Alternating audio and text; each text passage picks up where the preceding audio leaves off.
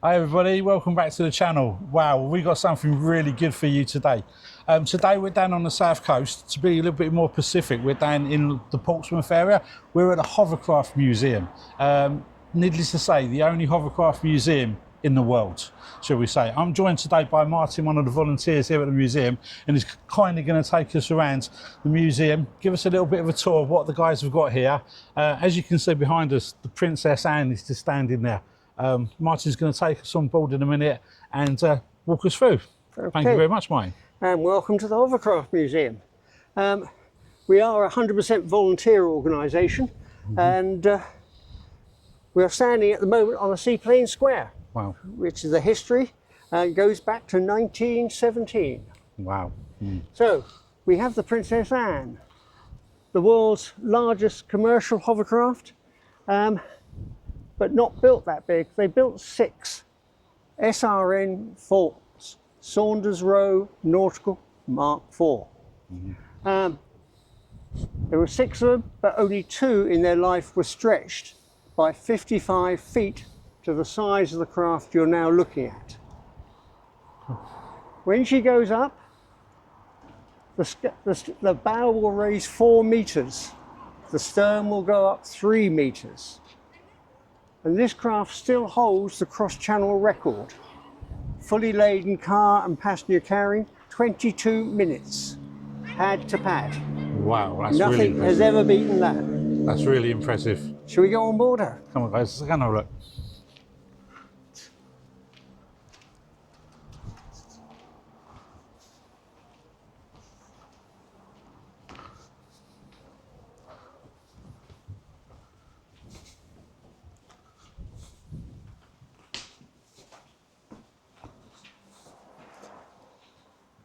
Wow, Martin, it's really impressive, isn't it?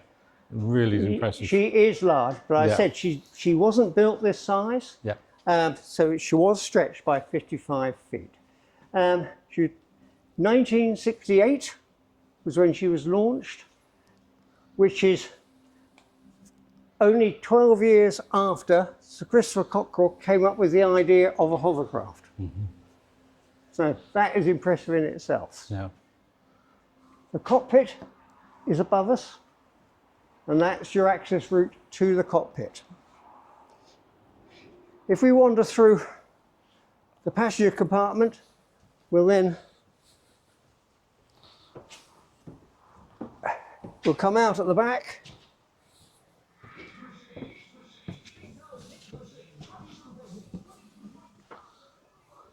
And I actually flew in her in that seat.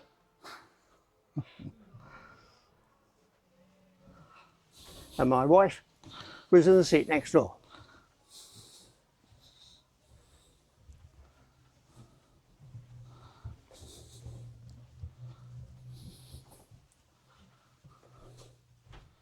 So looking down the length,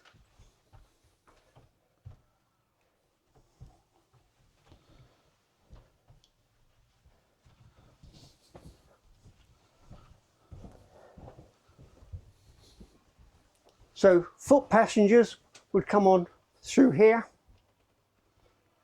and the car passengers will come up through one of these doors on the side.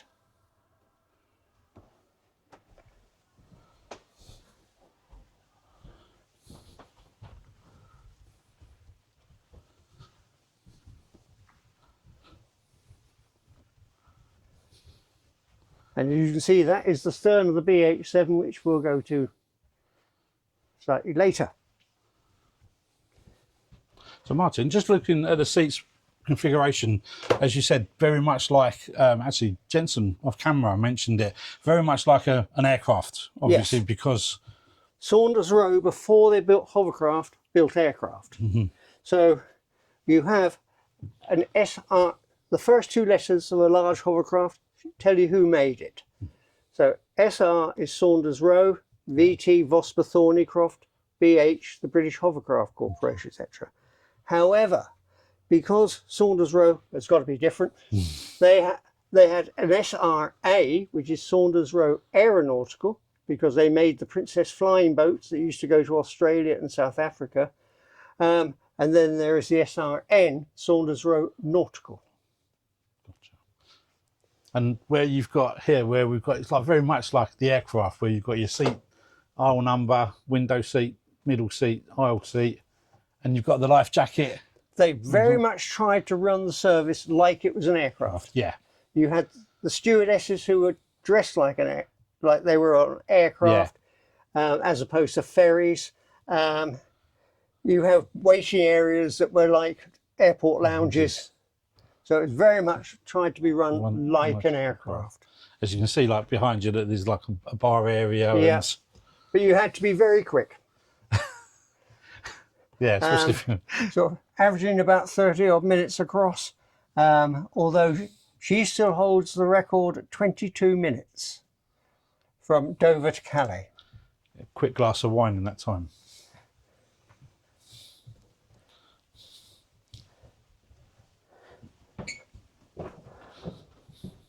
And the question we're always asked when we do tours around here, what about the loos? So there is a loo. It is, and it's not a portaloo at the bottom, that is a fully plumbed in loo into tanks. Right.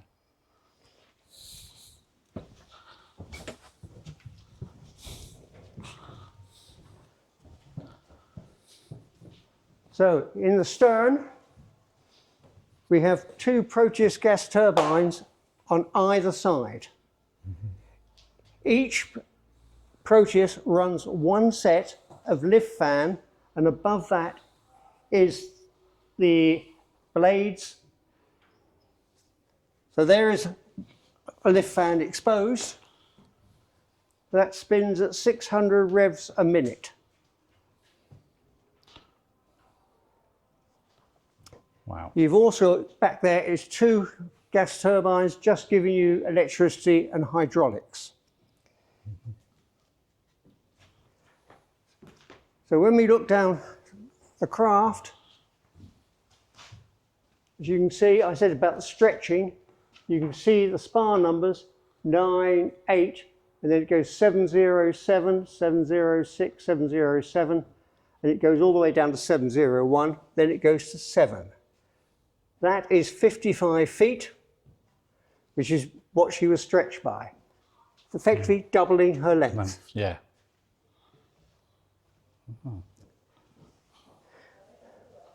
This centre car deck, which is the strength of the craft, everything on the craft hangs off this car deck. So that is effectively just scaffolding bars going out, holding the side on. Yeah. But this is stressed, take 10-ton vehicles. And these, what you're walking on, is actually buoyancy tanks. Okay. What you do then have is in the four corners, you have the fuel tanks. And the fuel tanks were used to balance the craft when she went up. Yeah. And if we look into Swift's cockpit in a minute, you'll have a look and see there are the controls. Right. They can pump it round, they can suck from here and blow from there and whatever. Excellent.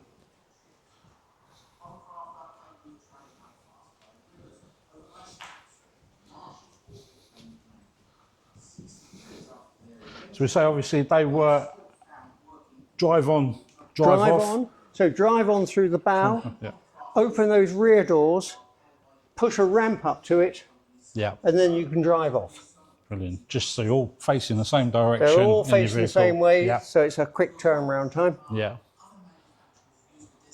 So there is a lift fan in situ.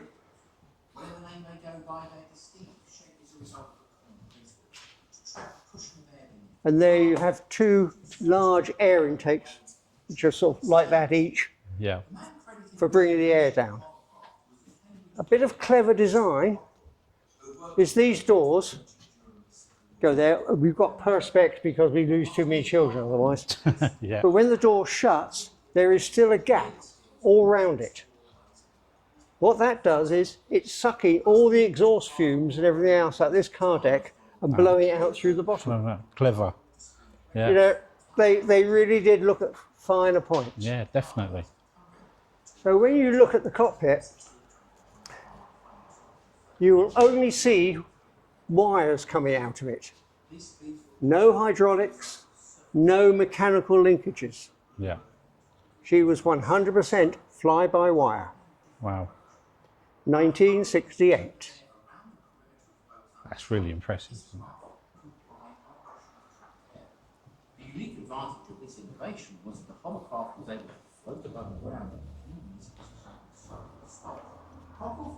So was the passenger areas exactly the same on either side, mirrored sort of thing? Well, virtually exactly the same.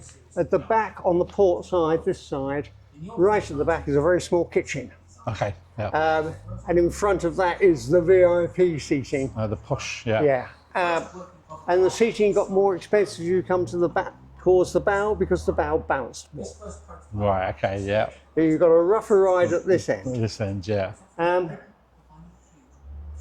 But also as the Mark 1, the Mark 2, and then the finished up with the Mark 3, they changed some of the design in here as well.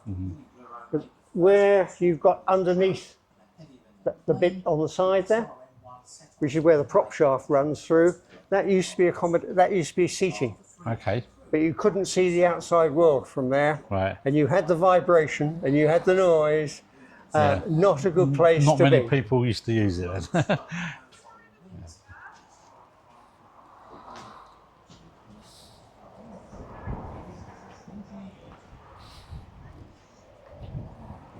If we quickly have a look in the Swift's cockpit, it'll show you what the cockpit looks like. Yeah, sure.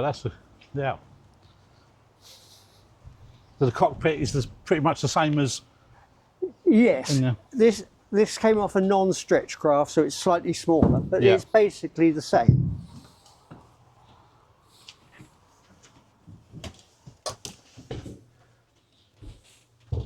So what you finish up with is pilot on the left, engineer on the right, navigator back here. Which means that a poor old pilot can't see radar vision of what's ahead of him.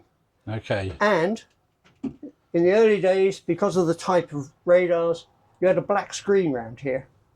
So Wow. even he couldn't see forward. The navigator couldn't see forward. So it was a good team effort. Definitely, yeah.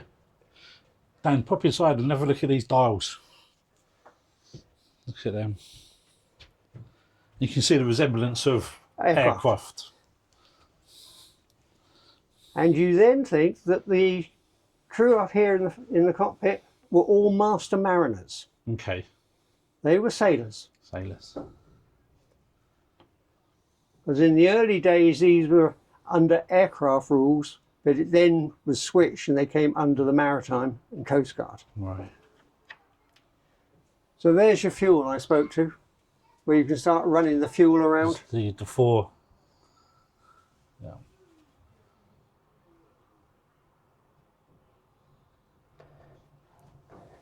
And then you've got the peculiarity of which way the pylon is pointing and which way your rudder's pointing as well.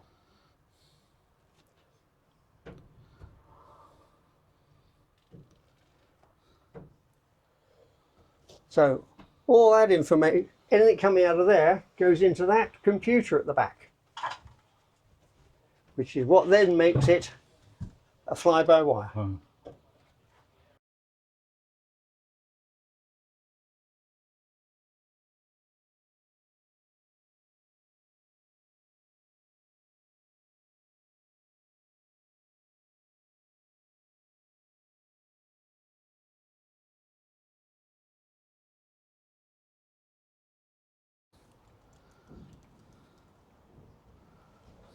Right, guys. Thank you, Martin. We've just been inside this wonderful machinery, shall we say. Now we come on the outside, and you can see the skirt around the outside. And Martin's going to talk to us about the outside of the vehicle. Yeah, this skirt, when inflated, the skirt comes out about 2 meters, and goes underneath about 3 meters. It is a tube in its own right, and the air is blown into that tube, which then escapes from the inside where there's holes It then comes round, tries to get underneath that tube, but you've then got another 2 meters of long finger going down with jets of air blasting down it, trying to keep the rest of the air underneath. Got ya. But also to stabilize it, you do have a skirt that runs from the center line across, and underneath you then have from the center of that going to the center of the stern. So that just helps stabilize the craft. Each one of these sections you can see weighs approximately a ton, and there are 52 sections of it. So that gives you, you can do your maths, the weight of the skirt. So you see that skirt is a heavy skirt, whereas this skirt material from a different craft is quite flimsy. Okay, yeah. So the skirt design and strength of material varies depending on what the craft's meant to do. As you said, from inside, this would have been one of the entrances for the foot. So this would have been the passenger entrance. Yeah. So, and the craft itself is predominantly steered by its pylons. If you look up there at the pylon, that is rotatable by 180 degrees. Independently, all 4 can move like that. Also, those propeller blades up there are the world's largest commercial propeller blades ever made. And they could exceed the speed of sound, although they didn't want to, for obvious reasons. But the blades themselves can be feathered and go to negative. So this craft can actually go backwards, sideways, or spin on the spot. Martin, thank you very much for showing us around. Yeah, well, and where are we now? Well, you have only seen a small part so far of this museum. There's 50 odd hovercraft in our site. But at the moment, I'll hand you over to Andy, who can talk to you about the BH7. Brilliant, thank you very much.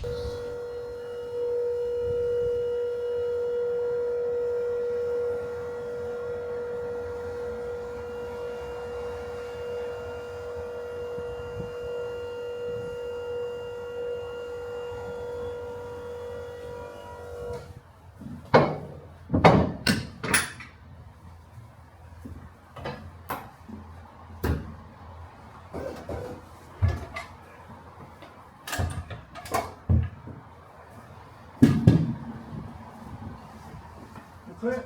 Yep. On your head.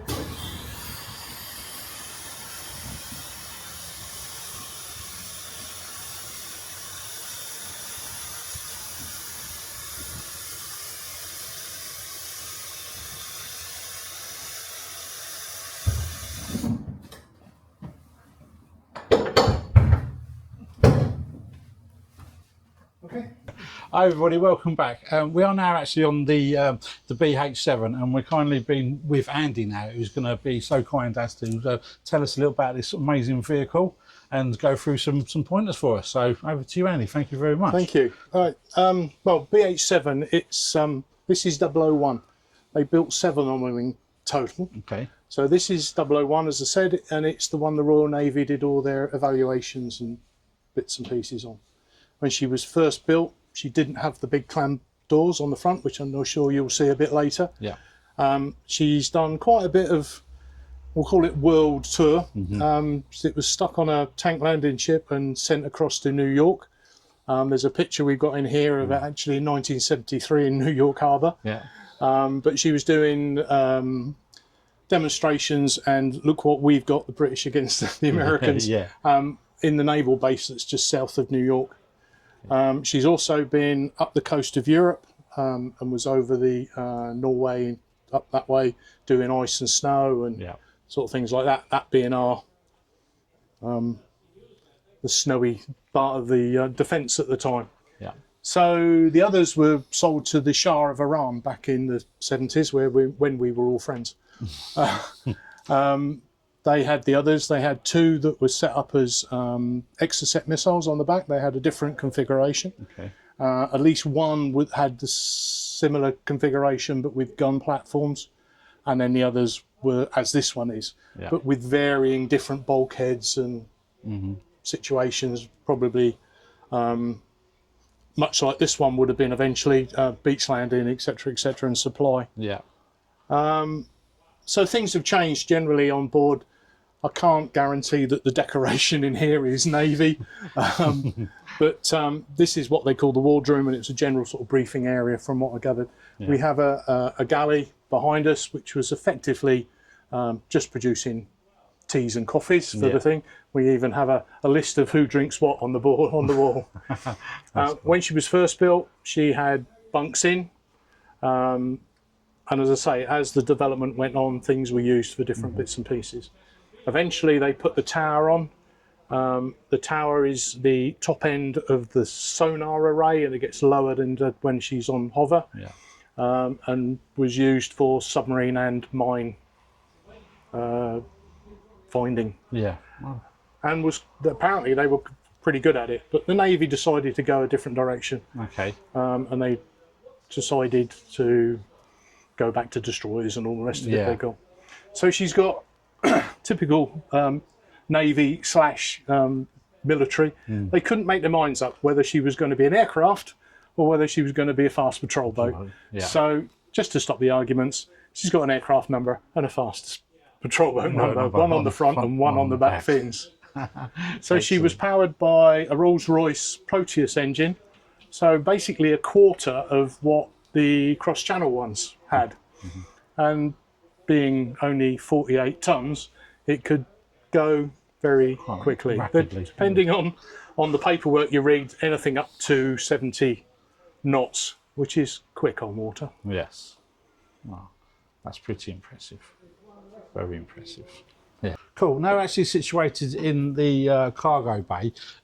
Andy's going to give us a little bit of the functions of what it was used for. Obviously, maybe a little bit of transportation, obviously troops, that kind of thing, maybe. In this configuration, yes, it would have probably, being a Navy vessel, be Royal Marine Commandos.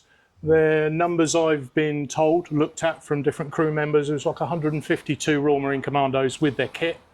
Obviously, it was a bit crammed in, but they'd only be on board for about 20 minutes or so, off a ship, on board, up a beach somewhere. Yeah. Likewise, 2 or 3 Land Rovers or a couple of scout cars, anything that would fit within the headroom, obviously. Yeah, sure. Yeah. During its development, obviously, we moved on from there. Various different bulkheads have come in and been taken out. At the end of its life period, it was fitted with a sonar, the speed scan sonar. That was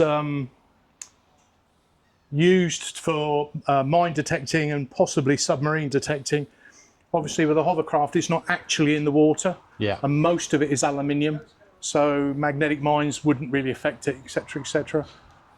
They did do some tests on some other craft, how close they could get to a mine going off, and with very minor damage, and still get back under its own steam. Probably the damage from the water coming down rather than any explosion from underneath. Yeah, sure. When the sonar was put in, they also had blackout curtains put in, and all the display, I've been told, would have been along that wall. We have some of the repeater stuff, but it's in the hangar at the moment until we've settled to where it's going to end up, and then we'll put it on board as part of its history and everything else. Yeah. You can see the curtain rail on top of us here that comes down and separates the two sections as such. Exactly that. Yeah, that's really good. So the crew would normally be about 7 strong. You're certainly looking at a pilot, a navigator, and call it a captain, whatever rank that would have been. The rest of the crew would have been obviously mechanics, electricians, flight electricians, because it was pretty much like an aircraft. The engine was an aircraft engine, and the way it's all configured wiring wise is very similar to an aircraft. What we've got left is the removal of part of the bulkhead. Part of when it was first put here, they decided to take things like the lift fan out, so that has been moved out. and at the moment he's sat out the front of the craft. Yeah. Cool. As you can see now, we're outside this amazing vehicle, and Andy's going to give us a little bit of talk to us a bit of the some of the functions and the things you can see behind us. Yeah. Okay. So you see the P number up there. Well, that's the fast patrol boat number, as opposed to the aircraft number it was given. We've also got on the back here. We've got what we call the puffer vents. Both sides has a vents. These were hydraulic and could be opened and closed. Okay. And there's some barrel-shaped ones at the front. These would allow the craft to be able to turn on its own length, to control the yaw and this sort of stuff on as you would on any aircraft or anything. So right in the middle there, right behind the cab, is what we call the tower. Lots of people call it a funnel. It's not. It's the tower, and what's inside there is literally a mechanical wires and ropes to lower the sonar below the skirt. Yeah. It was a Plessey sonar, scan sonar. It was put in right towards the end of its operational use, just to try and see whether hovercraft would be useful for mine and submarine detection / warfare. Yeah. Guys, thank you very much. That was You're really, welcome. really interesting. I hope you guys was along with us on that one. That's really fantastic. Just before we wrap up here, just want to talk a little bit about what's happened to them all. Obviously, we're not sitting in a hovercraft graveyard. You guys have done an absolutely fantastic job in preserving these marvellous machines. So, just in your words, just sort of like what's happened, and why are we here now?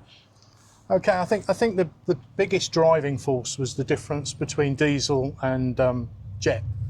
Obviously, when these were first envisaged, it was all the power to weight, etc. And so we were getting early jet engines, and Rolls-Royce were coming on with a lot of things. Yeah. Nowadays, with fuel the way it is, they can use diesel engines with turbo diesels, etc., etc. The modern craft are all diesel powered, pretty much, with lightweight diesel, turbo diesel engines. Yeah, sure. As far as they're going forward, they're still hovercraft are still used in Canada, for example. There's some in the Far East. Yeah. I know Griffin have made and sent some to Japan. They use them as a ferry between an airport and the main town that's 2 hours on a motorway and 20 minutes across the water. Yeah. Griffin are still working at making some military bits as well as some non-military, some civilian stuff. The American Marines still use them as tank landing craft. Yeah. So they're being used around the world. One quote I did see somewhere is, if a boat can do the job, use a boat. Yeah. But if the boat can't do the job, use hovercraft. Excellent. That really pretty much sums it up really well, that does, doesn't it? Martin, thank you very much again. Any last things from yourself? I just said, please carry on looking at the rest of the museum. You've only seen a very small part of it. Yeah. There are 50 odd hovercraft here in all shapes and forms. And so it's well worth coming and having a look at all of them. Brilliant. Yeah, thank you very much, guys. Thank you again from myself, Dan, Sophie behind the scenes, and Jensen. It's been like a fantastic little day out for us. As you say, plenty more to see around here. We're going to have a little mooch around now and have a look at all the other amazing things you've got there. But guys, thank you very much. You're welcome. May long you continue what you've done. It is brilliant. We'll keep trying. Lovely. For everyone out there, thank you very much for coming along with us on this video. I really hope you've enjoyed it as much as we have. Until next time, because history matters, it does here. See you soon.